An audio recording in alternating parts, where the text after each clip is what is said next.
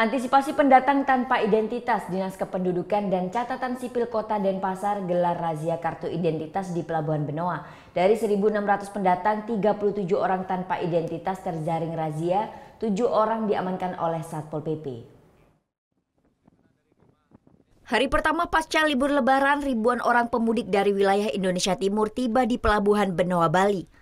Pemudik mulai berdatangan pada Senin siang menggunakan kapal milik Pelni, yang sebagian besar adalah pekerja di Pulau Bali. Membludaknya penduduk yang datang ke Bali membuat pemerintah tidak ingin kecolongan.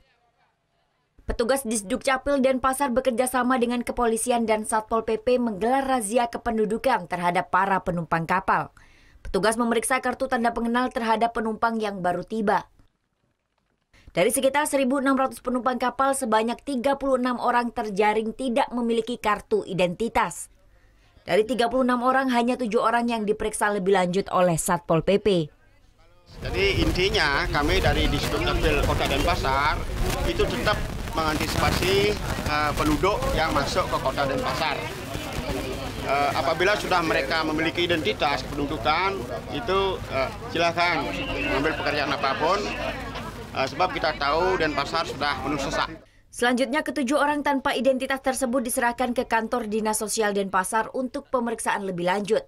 Operasi kependudukan ini juga digelar di beberapa pintu masuk Pulau Bali seperti terminal dan pelabuhan Gilimanuk. Surya Sanjaya melaporkan untuk NET.